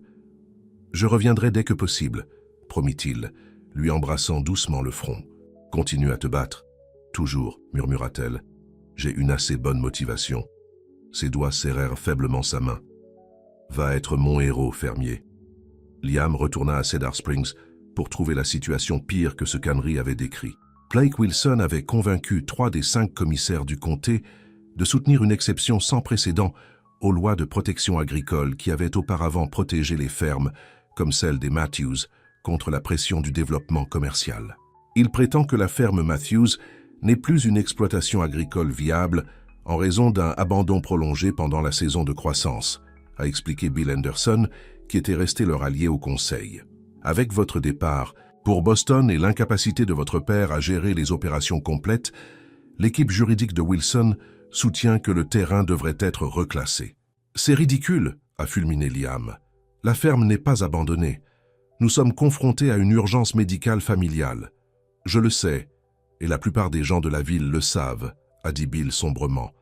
Mais Wilson a les poches profondes et des connexions au niveau du comté. Le vote est prévu pour la semaine prochaine, et pour l'instant, il a les nombres. Liam passa les jours suivants à rallier les soutiens, à rencontrer des voisins et à rassembler des preuves du fonctionnement continu de la ferme malgré son absence. Les agriculteurs locaux ont offert des témoignages sur l'importance de préserver les terres agricoles. Le Dr Chen a fourni une documentation médicale expliquant les circonstances de la famille. La veille de la réunion critique de la commission du comté, Liam a été réveillé par un appel de l'hôpital commémoratif de Boston. Son cœur a failli s'arrêter jusqu'à ce qu'il entende la voix excitée du docteur Rodriguez. « Monsieur Matthews, j'ai des nouvelles extraordinaires. Les derniers tests montrent une amélioration significative de la réponse cellulaire de votre épouse. La thérapie génique semble réparer les séquences endommagées. » Liam s'assit dans son lit, osant à peine espérer. « Que dites-vous, docteur ?» « Je dis que même s'il est encore tôt, Madame Matthews montre des signes de véritable rétablissement, pas seulement de rémission. Si cette progression se poursuit, elle pourrait connaître une inversion substantielle des effets de la maladie. Elle pourrait être guérie. » Liam pouvait à peine former les mots. « La médecine n'aime pas utiliser ce mot », a prévenu le docteur Rodriguez. « Mais oui, potentiellement. C'est sans précédent. Dans les cas de Harrington, mais la réponse d'Eva est différente de tout ce que nous avons vu. Elle est jeune et, malgré l'état avancé de sa maladie, remarquablement résistante. » Des larmes coulaient sur le visage de Liam, alors que la possibilité qu'il avait à peine osé rêver semblait soudainement à portée de main. Eva pourrait vivre, ils pourraient avoir l'avenir ensemble qu'ils avaient tous les deux tant désiré. « Quand puis-je le lui dire ? Je lui ai déjà communiqué les résultats préliminaires, a déclaré le médecin. Elle a insisté pour que je vous appelle immédiatement. Elle attend de vous parler. » Puis Eva était au téléphone, sa voix faible mais remplie d'un espoir que Liam n'avait pas entendu depuis des mois. « Tu as entendu ? Ils disent que je pourrais être là pour te harceler encore un bon moment. » Liam rit à travers ses larmes. « C'est la meilleure nouvelle que j'ai jamais entendue. Comment va notre ferme ? » demanda-t-elle. La question le calma. Menacé, Wilson a trouvé un angle juridique pour nous attaquer pendant mon absence. La commission du comté vote demain. Alors tu ferais mieux de gagner, a simplement déclaré Eva. Parce que j'aurai besoin d'un endroit pour finir de guérir. Je ferai tout ce qu'il faut, promit Liam. Et Eva, je t'aime, tellement. Moi aussi je t'aime. Maintenant va sauver nos terres, fermier, c'est ton département. La salle de réunion de la commission du comté était bondée au-delà de sa capacité, les gens débordant dans le couloir. Blake Wilson est arrivé avec une équipe d'avocats et de consultants. Sa confiance évidente dans son costume coûteux et son sourire exercé. Son expression vacilla lorsqu'il vit Liam debout avec Henry à l'avant de la salle, entouré de ce qui semblait être la moitié de la population de Cedar Springs. « Quelle influence !» a commenté Wilson, essayant de garder son calme. « Bien que je sois surpris de vous voir ici, Matthews. Des problèmes à Boston ? » « En fait, tout le contraire, » a répondu Liam avec un calme qu'il ne ressentait pas entièrement. « Ma femme répond bien au traitement. Les médecins sont très optimistes. » Quelque chose a vacillé dans les yeux de Wilson, la surprise rapidement masquée par le scepticisme. « Eh bien, c'est heureux. Bien que je comprenne que les patients atteints de Harrington connaissent souvent des améliorations temporaires avant le déclin final. C'est différent, » a fermement déclaré Liam. « Mais merci pour votre inquiétude. » La réunion a été convoquée et l'équipe juridique de Wilson a présenté son argumentaire en faveur du reclassement de Nuss. La ferme Matthews en fonction de l'abandon fonctionnel et de l'utilisation agricole non viable. Leur présentation était habile, remplie de jargon juridique et de projections économiques montrant les avantages du projet de développement hôtelier. Lorsque ce fut le tour de Liam de prendre la parole, il s'avança sans note ni support. Visuel, juste un fermier défendant ses terres. Je ne vais pas prétendre comprendre tous les termes juridiques que les avocats coûteux de M. Wilson ont utilisés aujourd'hui, a-t-il commencé. Mais je comprends ce que signifie faire partie d'une communauté qui valorise plus que les profits. Il a fait un geste vers les personnes rassemblées dans la salle. Chaque personne ici sait que les fermes comme la nôtre sont le cœur de Cedar Springs. Nous cultivons les aliments qui nourrissent nos voisins. Nous préservons les espaces ouverts. Nous maintenons un mode de vie qui nous relie aux générations passées et futures. Liam a désigné Henry. Mon père a eu un accident vasculaire cérébral l'année dernière. Pendant son rétablissement, les factures médicales ont failli nous coûter tout. C'est à ce moment-là que ma femme Eva est entrée dans nos vies. Elle a sauvé notre ferme à l'époque. Et ensemble, nous nous battons pour la sauver depuis. De la ruine financière, des promoteurs qui ne la voient que comme un bien immobilier, et plus récemment, de la maladie cruelle qui a failli nous la prendre. Il s'est tourné pour faire face directement à Wilson. Monsieur Wilson connaissait la maladie de ma femme. Il savait que je serais à ses côtés pendant qu'elle se battait pour sa vie. Il a délibérément attendu que notre famille soit à son plus vulnérable pour attaquer nos terres avec des subtilités juridiques. Des murmures de désapprobation se sont répandus dans la foule. Mais ce que M. Wilson ne comprend pas, c'est que notre lien avec cette terre n'est pas seulement légal. Cela fait partie de ce que nous sommes. Elle n'est pas abandonnée parce que j'ai soutenu ma femme pendant une crise médicale. Elle n'est pas non viable parce que nous avons dû adapter nos opérations temporairement. Liam a sorti son téléphone de sa poche. J'ai reçu cette vidéo de Boston ce matin. J'aimerais que vous la voyiez tous. Il tendit le téléphone au technicien qui le branche au système de projection de la salle. Le visage d'Eva apparut à l'écran, pâle mais souriant, la tête couverte d'un foulard coloré. « Bonjour Cedar Springs », dit-elle, sa voix plus forte qu'elle ne l'avait été depuis des semaines. « J'aurais souhaité être là avec vous aujourd'hui, mais je suis encore clouée à ce lit d'hôpital pour un petit moment. » Elle s'ajusta, se redressant. « Quand je suis arrivée pour la première fois à la ferme Matthews, j'étais une fille de ville qui ne connaissait rien à l'agriculture. Mais cette terre m'a accueillie. Elle est devenue ma maison, mon but, et maintenant, contre toute attente, il semble que j'ai un avenir là-bas après tout. » Les yeux verts d'Eva brillaient d'émotion. « Les médecins disent que le traitement expérimental fonctionne. Mon corps guérit, et dès que je serai assez forte, je rentrerai à la maison, à la ferme, auprès de Liam et Henry, et de la communauté qui nous a soutenus tout au long de ce cauchemar. » Son expression devint plus sérieuse. « Je comprends qu'il y en a qui voient nos difficultés temporaires comme une occasion de prendre ce qui ne leur appartient pas, qui croient que la terre n'est qu'une marchandise à acheter et à vendre au plus offrant. » Elle secoua la tête. Ils ont tort. Cette terre a une âme. Elle a une histoire. Elle mérite d'être protégée, non seulement pour notre famille, mais pour tout Cedar Springs. Ne laissez pas la cupidité d'un homme détruire ce que 5 générations de Matthews ont construit. À la fin de la vidéo, il n'y avait pas une seule personne qui n'avait les larmes aux yeux dans la salle. Même 2 des commissaires qui avaient auparavant soutenu Wilson s'essuyaient discrètement les larmes. Le président se racla la gorge. « Eh bien, je pense que nous avons entendu assez de points de vue aujourd'hui. À moins qu'il n'y ait d'autres commentaires, nous passerons au vote sur la reclassification proposée. » Blake Wilson se leva rapidement. « Si vous le permettez, j'aimerais faire une dernière déclaration. » Le président hocha la tête avec hésitation. Wilson redressa sa cravate, essayant clairement de reprendre le contrôle du récit.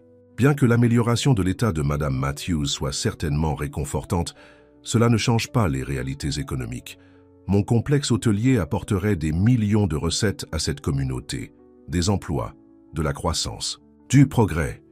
Êtes-vous vraiment prêt à sacrifier tout cela pour le sentimentalisme à propos d'une seule ferme? Il regarda autour de la salle, son expression se durcissant. Si vous votez contre cette reclassification aujourd'hui, je serai obligé d'investir ailleurs. Cedar Springs perdra l'occasion d'une génération. La menace resta suspendue dans l'air pendant un instant, avant que Bill Henderson ne prenne la parole. « Est-ce censé nous faire peur, Monsieur Wilson? Parce que de là où je suis assis, cela ressemble à une promesse de bon débarras. » Un rire parcourut la foule et le visage de Wilson rougit de colère. Le vote fut pris immédiatement après. 3 voix contre 2 contre la proposition de Wilson, l'un de ses précédents soutiens ayant changé de camp après le témoignage vidéo d'Eva. Alors que la foule éclatait en acclamations, Blake Wilson ramassa ses affaires, son expression orageuse. Il s'arrêta près de Liam en sortant. « Ce n'est pas fini, dit-il à voix basse. Le miracle de votre femme n'est probablement qu'un répit temporaire. Lorsque la réalité s'installera, mon offre sera toujours valable. » Liam sourit, sentant le poids de semaines d'inquiétude enfin se soulager de ses épaules. « Vous savez quoi, Wilson? Vous avez raison. Ce n'est pas fini. Eva et moi, on ne fait que commencer. » Le printemps est arrivé tôt à la ferme Matthews. La neige a fondu, révélant de jeunes pousses vertes dans les champs. Dans la ferme, Liam préparait la chambre préférée d'Eva, leur chambre à coucher pour son retour. Des rideaux frais, de nouvelles literies, des vases de fleurs sauvages printanières sur chaque surface. Henry taquinait son fils en disant qu'il s'affairait comme une nouvelle mariée. Mais le vieil homme était tout aussi excité. Il avait passé des jours à nettoyer et à organiser toute la maison, en s'assurant que tout était parfait. Pour leur Eva. Le jour où Eva est revenue de Boston a été le plus lumineux que Cedar Springs ait connu depuis des mois. La nouvelle s'était répandue dans la ville, et les voisins s'étaient alignés sur le chemin menant de la route principale, à la ferme Matthews, tenant des pancartes de bienvenue et acclamant lorsque Liam est passé avec Eva à ses côtés. Elle était plus mince qu'avant, ses cheveux autrefois lustrés commençant tout juste à repousser en boucles douces près de son cuir chevelu. Mais ses yeux verts étaient clairs et brillants, son sourire radieux, alors qu'elle saluait les gens qui avaient soutenu leur famille pendant les moments les plus sombres. « Je n'arrive pas à y croire », murmura-t-elle alors qu'il tournait sur l'allée de la ferme. « Je n'ai jamais pensé que je reverrais cet endroit. » Liam lui serra la main. « J'ai toujours su que tu le ferais. » Henry attendait sur le porche, s'essuyant sans vergogne les larmes des yeux pendant que Liam aidait Eva à sortir de la voiture. Elle marchait lentement mais régulièrement, refusant toute aide alors qu'elle montait les marches du porche et tombait dans les bras de son beau-père qui l'attendait. « Bienvenue à la maison, ma fille », dit Henry d'une voix rauque, la tenant aussi délicatement que si elle était faite de verre. Ce soir-là, après un dîner tranquille ensemble, Eva insista pour s'asseoir sur le porche pour regarder le coucher de soleil sur leur terre. Enveloppée dans une couverture malgré l'air printanier doux, elle s'appuya contre l'épaule de Liam sur la balançoire qu'ils avaient partagée tant de fois auparavant. « Le docteur Rodriguez dit que je devrais être assez forte pour aider aux plantations cette année, » dit-elle, une pointe de son ancienne détermination dans la voix. « Pas tout, mais un peu. »« Il n'y a pas de précipitation, » la rassura Liam. « La terre attendra que tu sois prête. » Eva se tourna pour le regarder, son expression sérieuse. « Mais je ne veux pas attendre. On m'a donné quelque chose que la plupart des gens dans ma situation n'obtiennent jamais, une seconde chance. Je ne veux pas perdre une seule journée. » Liam déposa un tendre baiser sur son front. « On a du temps maintenant, Eva, tout le temps du monde. » Elle sourit, ce sourire radieux qui avait conquis son cœur dès le début. « Tu te souviens de ce que tu m'as demandé ce soir-là sur ce porche, avant qu'on ne connaisse le traitement?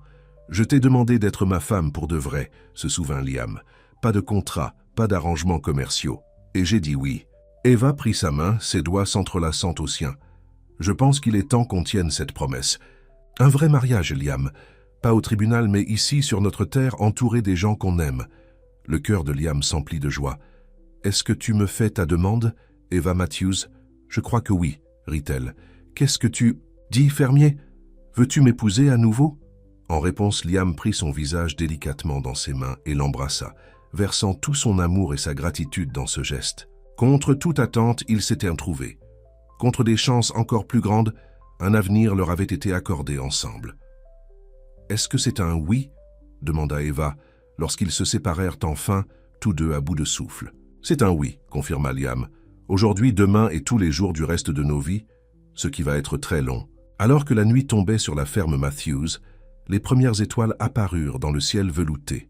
Liam et Eva restèrent sur la balançoire du porche, planifiant leur avenir, les cultures qu'ils planteraient, les améliorations qu'ils apporteraient à la ferme, la famille qu'ils espéraient construire ensemble. À l'intérieur, Henry écoutait leurs voix douces et leurs rires, une paix s'installant en lui qu'il n'avait pas ressentie depuis la mort de sa femme bien-aimée, il y a des années. Son fils avait trouvé le véritable amour à l'endroit le plus inattendu. Leur ferme était sauve, et Eva, la fille de la ville, qui était arrivée comme un arrangement commercial et était devenue le cœur de leur famille, serait là pour les garder tous les deux en ligne pendant de nombreuses années à venir. 6 mois plus tard, la ferme Matthews était transformée. Des chaises blanches bordèrent la zone située sous le vieux chêne où des générations d'enfants Matthews avaient joué. Une arche de fleurs sauvages marquait l'endroit où Liam attendait, beau dans un nouveau costume, le visage illuminé de joie alors que le petit rassemblement d'amis et de voisins se tenait debout. La musique a commencé, la chanson préférée d'Eva jouée par des musiciens locaux, et toutes les têtes se sont tournées pour regarder Eva apparaître au bras d'Henry. Ses cheveux châtains avaient repoussé, encadrant son visage en ondes douces. Sa simple robe blanche flottait autour de son corps sain alors qu'elle marchait fermement vers l'homme qu'elle aimait. Sa guérison miraculeuse s'était poursuivie, dépassant même les prédictions optimistes du docteur Rodriguez. La thérapie génique avait non seulement stoppé la progression de sa maladie, mais avait également inversé une grande partie des dommages. Bien qu'elle ait toujours besoin d'une surveillance et de médicaments d'entretien, la condamnation à mort du syndrome de Harrington avait été levée. Alors qu'Eva atteignait Liam sous l'arche, Henry plaça sa main dans celle de son fils avec un sourire d'approbation. Le ministre local a commencé la cérémonie. Mais Liam et Eva n'ont presque pas entendu les paroles, perdus dans les yeux l'un de l'autre, s'émerveillant du voyage qui les avait conduits à ce moment. « Lorsque j'ai accepté de t'épouser pour... »« C'est la première fois, » a dit Liam dans ses vœux, sa voix ferme et sûre. « C'était pour sauver cette terre. Je n'aurais jamais imaginé que tu me sauverais aussi. Tu m'as appris qu'une ferme n'est pas seulement du sol et des cultures, c'est le cœur, l'âme et le but. Tout comme l'amour n'est pas seulement une émotion, c'est un choix que nous faisons chaque jour dans les épreuves et la joie. » Eva s'est essuyé une larme alors qu'elle commençait ses propres vœux. « Je suis venu à cette ferme à la recherche d'un endroit où passer mes derniers jours, mais j'ai trouvé un début. Tu t'es battu pour moi alors que j'étais prête à abandonner. Tu as cru aux miracles alors que je ne pouvais pas. Notre amour s'est révélé plus fort que la maladie, plus fort que la cupidité, plus fort que la peur elle-même. Je promets de t'aimer tout aussi férocement pendant tous les jours qui nous ont été accordés, ce dont les médecins m'assurent qu'il y en aura beaucoup. » Un rire a parcouru l'assistance à ces paroles. Tous les présents connaissaient l'histoire de la guérison inattendue d'Eva, comment l'amour et la médecine de pointe avaient réécrit son destin. « Par le pouvoir qui m'est conféré, à santé, conclut le ministre, je vous déclare mari et femme à nouveau et pour toujours. Vous pouvez embrasser votre marié. » Alors que Liam entraînait Eva dans un baiser qui promettait l'éternité, des acclamations ont éclaté autour d'eux. Au fond de la rangée, le docteur Sarah Chen s'essuyait les yeux, tandis qu'à côté d'elle, le docteur Rodriguez rayonnait de fierté professionnelle. La recherche que la fondation d'Eva avait financée continuerait à aider d'innombrables autres personnes, atteintes de troubles génétiques, son héritage s'étendant bien au-delà des limites de la ferme Matthews. Lors de la célébration qui a suivi, alors que le crépuscule s'installait sur la terre, Liam et Eva se sont éloignés de leurs invités pour se tenir au bord du champ où ils avaient travaillé ensemble pour la première fois. « Heureux ?» demanda Liam, le bras autour de la taille de sa femme. Eva s'appuya contre lui, le visage rayonnant de santé et de contentement. « Plus que je n'aurais jamais osé rêver. » Au loin, ils pouvaient voir les lumières de Cedar Springs scintiller alors que la nuit tombait. La vie là-bas continuerait à changer et à évoluer, mais la ferme Matthews resterait. Un témoignage du pouvoir de l'amour et de la détermination contre des chances impossibles. « Tu sais, » dit Eva pensivement, « lorsque j'ai proposé notre arrangement pour la première fois, je n'aurais jamais imaginé qu'on finirait ici. »« Non ?» Liam lui sourit. « Même alors, je pense qu'une partie de moi savait que tu allais changer ma vie pour toujours. Vraiment ?» Les yeux d'Eva dansèrent de malice. « Et je pensais que tu avais juste besoin de mon argent. » Liam rit, la rapprochant. « Que puis-je dire ? J'ai obtenu une bien meilleure affaire que ce à quoi je m'attendais. » Alors qu'ils scellèrent leur bonheur d'un baiser, l'étoile du soir apparut au-dessus d'eux, une promesse brillante dans l'obscurité qui s'épaississait. La ferme Matthews avait surmonté une autre tempête, en ressortant plus forte qu'avant. Et l'amour qui y avait fleuri contre toute attente continuerait à grandir saison après saison, année après année, pendant tous les jours de leur vie.